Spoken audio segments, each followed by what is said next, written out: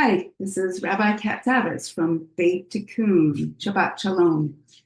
Last week, we read Parsha Vayera that ended with Abraham almost sacrificing Isaac, only to spare his life when he heard the angel of Yod-Heh Vav-Heh, that force in the universe that makes possible the transformation from that which is to that which can and ought to be, the possibilities of possibilities. Tell Abraham not to kill his son Isaac. This week's Parsha, Chayei, begins with Sarah's death.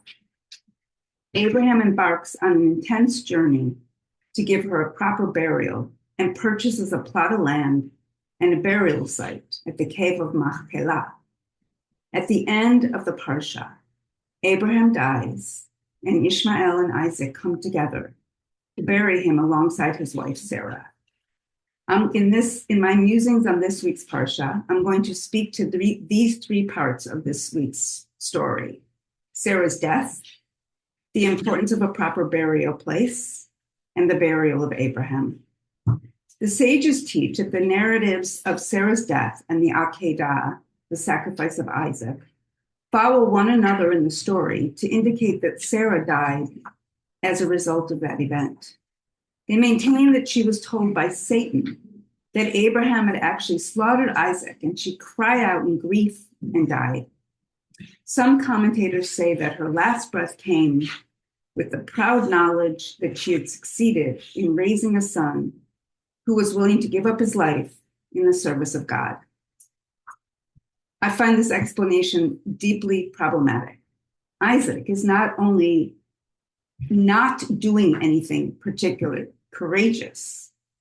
In fact, he is doing, and thus far in our story, has done nothing of any significance. He is Abraham and Sarah's son, and that is it. It seems to beg the question as to how exactly Isaac was serving God by being killed by his father.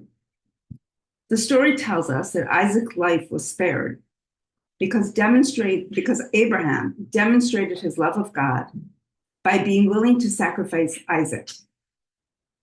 Also deeply problematic and not a theology I adhere to. It does not say that Isaac willingly offered his life in the service of God. It is concerning to me that some of the commentators seem to want to justify child sacrifice on the grounds that children are somehow holy if they are willing to give up their lives in the service of God, or that parents are holy if they sacrifice their children as an act of love or God.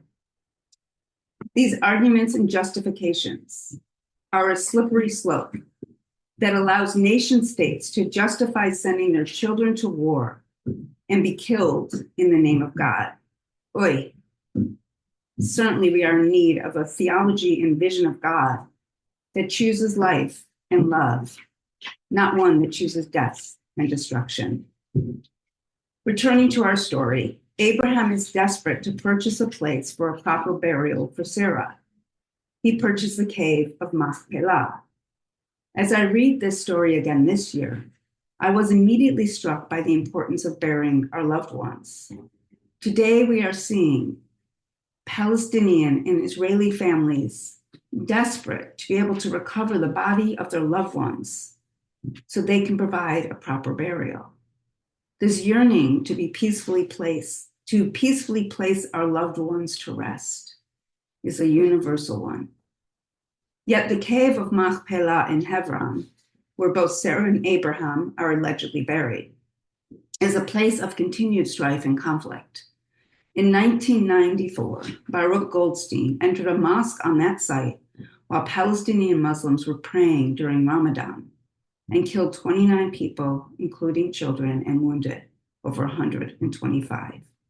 In response, Israel imposed a curfew and other restrictions on Palestinians living in Hebron. As a result of the massacre, the Kahanist Party, of which Goldstein, an American Israeli, was a member, was banned from Israeli politics. Today, the Kahanist Party, with its racist and anti-democratic ideology, has taken root in the Israeli government. But in our ancient text, the cave of Machpelah was ultimately a place of reconnection and perhaps even healing between Abraham's sons, Ishmael and Isaac. At the end of the Parsha, Abraham dies and Ishmael and Isaac come together and bury Abraham at the cave of Machpelah.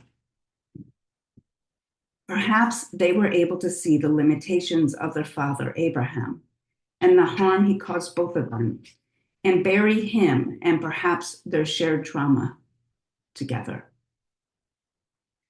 What aspects of our ancestors need to die and be buried today so that the offspring of Ishmael and Isaac can once again unite? When Abraham left his father's home, he left one form of idolatry, but he continued to embrace a worldview that there isn't enough.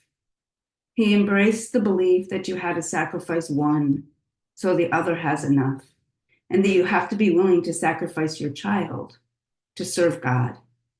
These ancient limited worldviews need to die in order for us to build a world in which truth, justice, peace, love, and liberation flourish. What can we do to bury the distorted worldview that tells us we are pitted against one another? How can we turn to one another and see that we are all part of the divine whole? In these incredibly painful times, may we find the strength and courage to reject ideologies that tell us we are separate from one another, that instill fear, and that weaponize our trauma. And may we embrace a worldview of love, justice, and liberation for all. Shabbat Shalom.